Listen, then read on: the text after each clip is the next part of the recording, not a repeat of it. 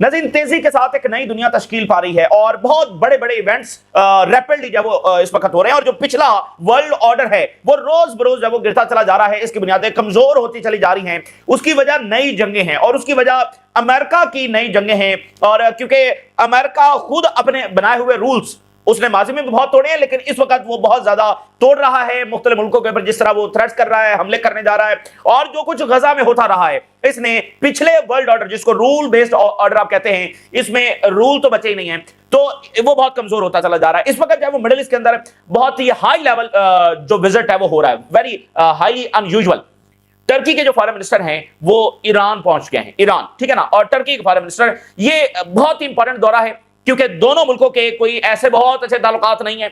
Iran के तो वैसे भी मिडिल ईस्ट में जो सूरत हाल आपके सामने थी, तो ये यानी ये कौमें एक दूसरे के करीब आ रही, और ईरान और टर्की, ठीक है, एक हिस्ट्री भी बहुत इंपॉर्टेंट है दोनों की। और इस वक्त मिडिल ईस्ट की ये दो सबसे बड़ी वो नेशंस हैं जो मिलिटरीली स्ट्रांग है, जिनसे इसराइल डरता है, ठीक है ना, या इसराइल जिनसे बहुत ज्यादा खतरा महसूस करता है। तो टाइमिंग बड़ी इंपॉर्टेंट है, यानी ईरान पर हमला होने जा रहा है, ऑलरेडी हमला हो चुका है। अमेरिका का सबसे बड़ा डिक्लेयर्ड दुश्मन है, इजराइल का सबसे बड़ा डिक्लेयर्ड दुश्मन है, टर्की के फॉरेन मिनिस्टर वहां पर पहुंच रहे हैं। और ये टर्की के फॉरेन मिनिस्टर वही हैं जिन्होंने ये इंटरव्यू दिया था फरवरी जनवरी के अंदर, जो है कि ईरान इज द रीजन के रीजन में जो जंगें हो रही हैं। बाद में फिर इनको कहना पड़ा कि नहीं, असल में इजराइल इज द रीजन। तो ये वो फॉरेन मिनिस्टर हैं। और बशार अल असद के फॉल के बाद ये पहला दौरा है जो टर्की का, कि टर्की के किसी हाई ऑफिशियल का ईरान का हो रहा है। और सबसे बढ़कर टाइमिंग क्या है, माहौल इस वक्त क्या बना हुआ है, और इसके अंदर जो है वो बायलैटरल टॉक्स होंगी, यानी दोनों मुल्क अपना कोऑपरेशन आगे बढ़ाने के लिए, मिलिट्री टाइज आगे बढ़ाने के लिए, रिलेशंस को बेहतर करने के लिए वो टॉक्स भी होंगी। इसराइल भी डिस्कस होगा, गजा, लेबनान, शाम, ये सारा जब इसमें डिस्कस होने जा रहा है। तो और अगर माजी में मतलब पिछले कई सौ साल की हिस्ट्री अगर आप देखते हैं तो उसमें यह आपको नजर आता है कि कभी टर्की जो है वो रीजन में अपना इन्फ्लुएंस बढ़ा रहा है तो ईरान पीछे है, कभी ईरान आगे है। मिसाल के तौर पर आप देखें, जो सीरिया में ईरान था, ईरान का इन्फ्लुएंस था, तो बशार अल असद के फॉल के बाद टर्की वहां पर आ गया। तो ये जो है ना रस्साकशी आपको कई सदियों में भी नजर आती है। तो इधर फारस और उधर जो है वो सल्तनत उस्मानिया कह लें, तो ये एक कई सौ साल में ये रस्साकशी भी जारी रहती है। और अब इस वक्त जो है जब दोनों को खतरा इजराइल से है, देखिए सीरिया डिस्टेबलाइज होगा तो टर्की को सबसे बड़ा मसला, ईरान से भी इस वक्त बड़ा मसला टर्की को है। अगर सीरिया डिस्टेबलाइज मतलब है, मतलब और मजीद होता है, और अगर ये स्टेबलाइजेशन की तरफ नहीं जाता, और जो इजराइल मुसलसल मुदाखलत वहां पर कर रहा है, और लेबनान में, और देखिए साइप्रस में इसराइल जो है वो टर्की के गिर्द घेरा तंग कर रहा है।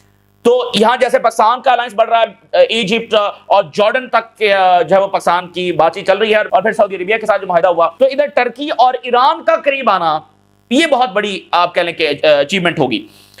तो इस वक्त इजरायली मीडिया कह रहा है कि ईरान बहुत हाई पेस के ऊपर तैयारी कर रहा है इसराइल के साथ जंग की।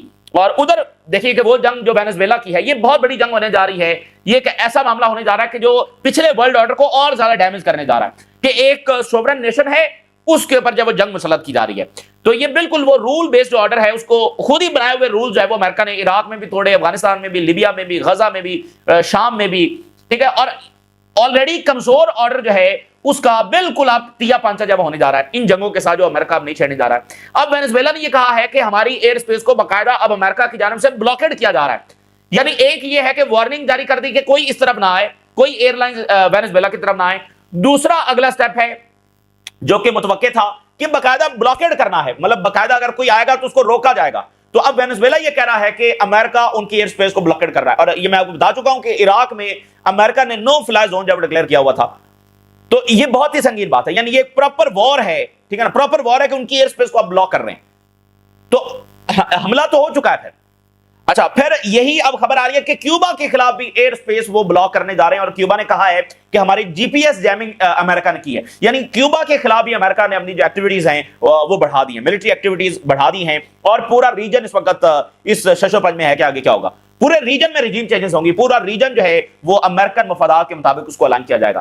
तो ये बहुत बड़े वाकयात, और मिडिल ईस्ट में बिल्कुल लेबनान की जंग, शाम, इराक, ईरान, यमन, ये बिल्कुल यानी कि आप कह लें कि दहाने के ऊपर खड़े हुए हैं। बमबारी ऑलरेडी जारी है, इजराइल मजीद धमकियां लगा रहा है, वायलेंस हो रहा है। अभी गजा के हवाले से खबर यह है कि इजराइल एक न्यू गाजा प्रोजेक्ट जो है वो शुरू करने जा रहा है अगले 24-48 घंटों में। So called new Gaza project है, उसमें यह है कि गजा पर जो कब्जा है उसको कैसे परमानेंट करना है। सबसे पहले ईरान से खबर यह है कि air defence is in state of maximum alert eight 100%।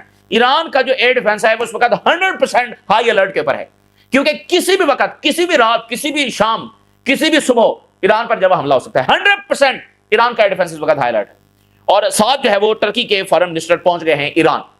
मतलब इस वक्त इजराइल और अमेरिका देख रहे होंगे कि ये क्या हो रहा है। Turkish foreign minister visit Tehran for high level talks, discussion of Turkish foreign minister in Tehran, bilateral relation जो डिस्कस होंगे, रीजनल डेवलपमेंट और इंटरनेशनल इश्यूज। देखें कुछ मतलब मुल्क होते हैं, फिर उनकी हिस्ट्री, उनके आपस में ताल्लुकात, टाइमिंग हाईली अनयूजुअल। क्या क्या डिस्कस होगा? बायलैटरल ताल्लुकात, यानी अब दोनों मजीद करीब आए, माजी की चीजें को साइड पर रखते हुए करीब आए, जैसे ईरान और मिस्र आगे बढ़ रहे हैं, करीब आ रहे हैं। तो ईरान और टर्की बायलैटरल टॉक्स, साथ क्या रीजनल डेवलपमेंट्स। तो रीजनल डेवलपमेंट्स क्या है? गजा, वेस्ट बैंक, शाम, लेबनान, इराक, ये सब डिस्कस हो रहा होगा। न्यूक्लियर प्रोग्राम, वेस्टर्न सैंक्शंस, ये सब। इंटरनेशनल इश्यूज भी डिस्कस होंगे। अब जरा इंटरनेशनल इश्यूज भी डिस्कस होंगे। तो ईरान सेज के regional developments high on agenda on Turkish foreign minister visit to Tehran. Turkish foreign minister visit Tehran for ongoing consultations with Iran. तो ये इस बात का सबूत है कि यानी ईरान के बगैर वो मिडिल ईस्ट के फैसले नहीं कर सकते हैं। और ईरान की जरूरत है टर्की को, ईरान की जरूरत है मिस्र को, ईरान की जरूरत है सऊदी अरेबिया को। और दोनों के लिए, ईरान के लिए भी जरूरी है कि इन मुल्कों के साथ ताल्लुकात बढ़े। और यही टर्की के जो फॉरेन मिनिस्टर हैं, इन्होंने बाद में फिर यह बात भी की कि जो ट्रस्ट है रीजन में कंट्रीज का एक दूसरे के ऊपर, वो नहीं है। और हमें इस डायरेक्शन में आगे बढ़ना चाहिए कि जो ट्रस्ट है वो एक दूसरे के ऊपर बिल्ड जब किया जा सके। तो ये बहुत इंपॉर्टेंट है, क्योंकि ईरान पर हमले को रीजन ने एक्सेप्ट, यानी उसके खिलाफ उसकी मुखालफत नहीं की है। ठीक है, उन्होंने कंडेमनेशंस की, लेकिन वो इकदाम नहीं उठाया जो उठाना चाहिए था। यानी उन्होंने ईरान पर हमले को कहा कि ठीक है जो हुआ। तो वो ट्रस्ट बिल्ड करना इस वक्त बहुत जरूरी है, वगैरह इजराइल और अमेरिका रीजन को इसी तरह एक्सप्लॉइट करेंगे, डिवाइड एंड रूल करेंगे दूसरे के खिलाफ। और ये जो अब इनकी दौड़ें लग रही है ना नाज़रीन, मैं आपको बताऊं, ये गजा, वेस्ट बैंक और लेबनान की वजह से नहीं लग रही। ये इस वजह से नहीं लग रही कि ईरान पर हमला होने जा रहा है क्योंकि ये ईरान की सपोर्ट को पहुंच रहा है। इनकी दौड़ें लग रही है सीरिया की वजह से, क्योंकि सीरिया में जो इसराइल ने किया ना, इनको तवक्को नहीं थी। तवक्को इनको होनी चाहिए थी, बाकी सबको तवक्को थी, इनको तवक्को नहीं थी। ये इसराइल के साथ मिलकर जो प्लानिंग है सारी वहां पर कर रहे थे। तो सीरिया में जो कुछ इसराइल ने किया है, इस पर इनकी कैलकुलेशंस हिल गई। असल इनकी दौड़ें सीरिया की वजह से लगी हुई हैं, क्योंकि इनको अब नजर आ रहा है कि अच्छा इजराइल तो मतलब सीरिया में कौन निकालेगा इसराइल को? मुझे बताएं। अमेरिका निकालेगा, बर्तानिया निकालेगा, जर्मनी, फ्रांस निकालेगा इसराइल को? कौन निकालेगा? और क्या टर्की की फौजें जाकर इसराइल पर हमला करेंगी? क्या अलशरा की फौजें जाकर लड़ेंगी इसराइल से? फिर क्या करेंगे? यूनाइटेड नेशन में जाएंगे, सिक्योरिटी काउंसिल में जाएंगे, किसको बोलेंगे? तो असल इनकी दौड़ें यहां से लगी हैं, और इनकी जो कैलकुलेशंस बदली है ना, तो ये बहरहाल एक फुलिश बिहेवियर था इसराइल ने जो सीरिया में किया। तो ये हर मुल्क के ऊपर बॉम्बिंग करना, हर मुल्क को वहां पर सिविलियंस को मारना, तो ये बहरहाल इसके नताज हैं। इजरायली मीडिया कह रहा है कि ईरान ने एक्सेलरेट कर दिया है, बहुत तेजी आ गई है, it's preparations fearing N Israeli attack on Iranian territory. Israeli media कह रहा है कि ईरान ने अपनी तैयारी को बहुत ज्यादा एक्सेलरेट कर दिया है, क्योंकि ईरान ये समझता है कि किसी भी वक्त इजरायली हमला ईरानियन टेरिटरी पर दोबारा होने जा रहा है। ये जंगें नविश्ता दीवार हैं, ये जंगें लेबनान और ईरान की, ये नागुज़ीर हैं, ये नागुज़ीर हैं, इसमें कोई शक ही नहीं है। तो 2 महीने क्या, 4 महीने क्या, 2 हफ्ते क्या, 10 दिन क्या, इससे कोई फर्क नहीं पड़ता ये कब होंगी, ये बस होंगी। और ये अगर आप देखें तो जारी भी है एक लिहाज से। इंटेलिजेंस वॉर हो रही है, इकोनॉमिक वॉर हो रही है, इन्फ्लुएंस की वॉर, पर क्या कुछ है, साइबर अटैक्स हो रहे हैं, क्या कुछ इस वक्त हो रहा है। और फिर इजरायली मीडिया ने कहा है कि ईरान जो है कि आर्म्स रेस में आ चुका है, यानी असले के दौर में वो आगे बढ़ रहा है, और इससे इजराइल काफी ज्यादा परेशान है। और इजराइल की जो सिक्योरिटी एजेंसीज है वो भी इस वजह से काफी ज्यादा परेशान है कि ईरान तेजी के साथ अपनी जो ताकत है वो बढ़ा रहा है। ईरान तेजी के साथ जो मॉडर्न वेपन्स है वो हासिल कर रहा है। फिर जो रशिया, चाइना की सपोर्ट है, फिर जो नॉर्थ कोरिया की सपोर्ट जो ईरान को है वो बहुत ही खुफिया है, ठीक है ना। और बेलारूस के साथ ताल्लुकात ईरान के आगे बढ़ रहे हैं। तो ईरान ने वेनेजुएला की भी सपोर्ट की है। Tehran slammed US move to shut Venezuela air space as illegal, unprecedented threat to international aviation, ये ईरान ने कहा। वेनेजुएला की मुकम्मल सपोर्ट। तो वेनेजुएला फलस्तीनी कॉज के साथ खड़ा है। वेनेजुएला ने लेबनान और शाम में इजराइल की मुखालफत की है। तो यहां अगर मिडिल ईस्ट से कोई वेनेजुएला के साथ खड़ा हो रहा है तो दैट इज ईरान ओनली, बाकी किसी मुल्क ने वेनेजुएला की सपोर्ट का ऐलान नहीं किया है। ये तो लेबनान की सपोर्ट नहीं कर रहे हैं, तो इन्होंने वेनेजुएला की सपोर्ट क्या करनी है? तो देखिए, ये कौमें आइडियोलॉजिकली, यानी ईरान एक मुस्लिम मेजॉरिटी नेशन है, वेनेजुएला क्रिश्चियन मेजॉरिटी नेशन है, रशिया क्रिश्चियन मेजॉरिटी नेशन है, चाइना और मतलब ईरान का कोई कल्चर, कोई मजहब को मिलता नहीं है, north Korea.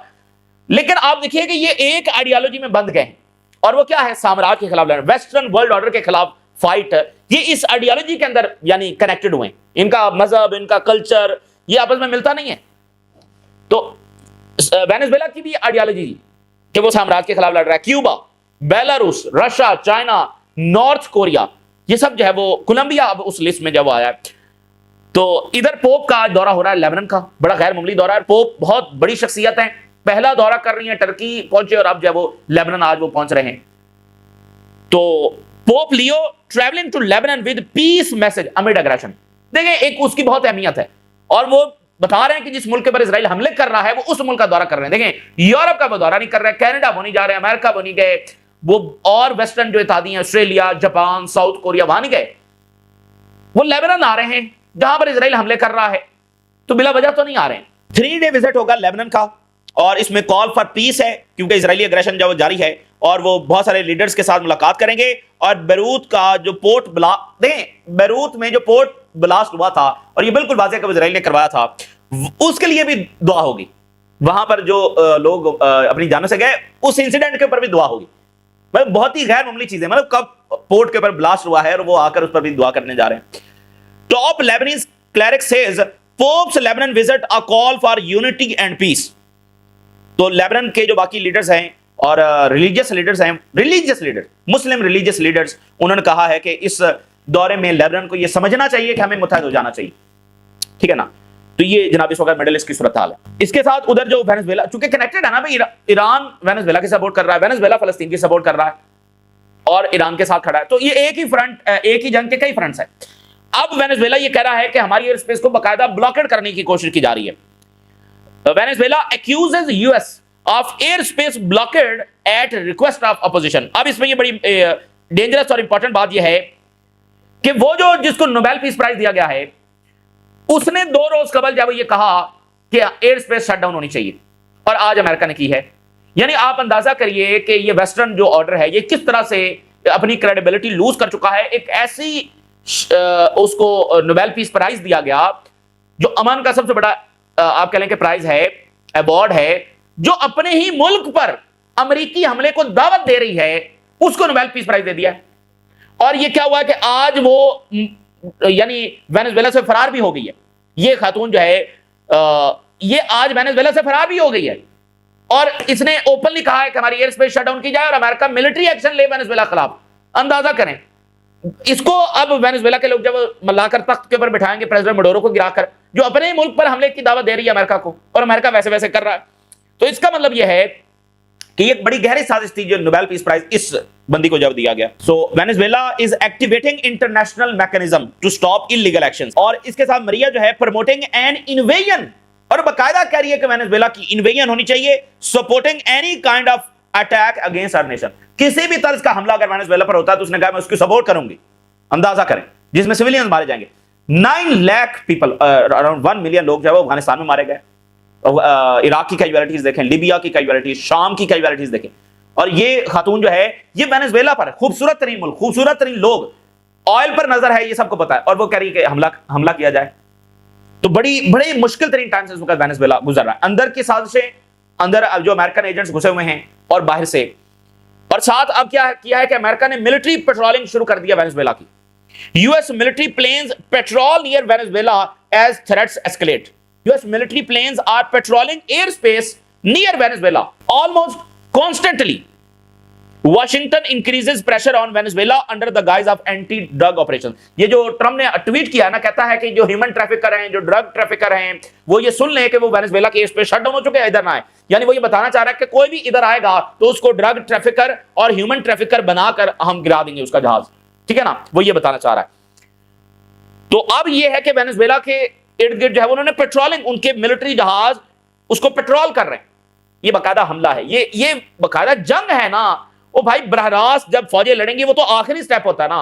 Air space shutdown है, जहाज घूम रहे हैं, तो एक मुल्क को यानी तो उसको तबाह करने के लिए, क्योस फैलाने के लिए, खौफ फैलाने के लिए, इकोनॉमिक एक्टिविटी तबाह करने के लिए, इससे बड़ा इकदाम और क्या हो सकता है। फिर वेनेजुएला के बहुत ज्यादा सिटीजन जो है वो बैरून मालिक फंस चुके हैं, चूंकि फ्लाइट्स जो है वो कैंसिल हो गई। तो अब वेनेजुएला प्लान कर रहा है कि उनको जो है वो कैसे लेकर आना है।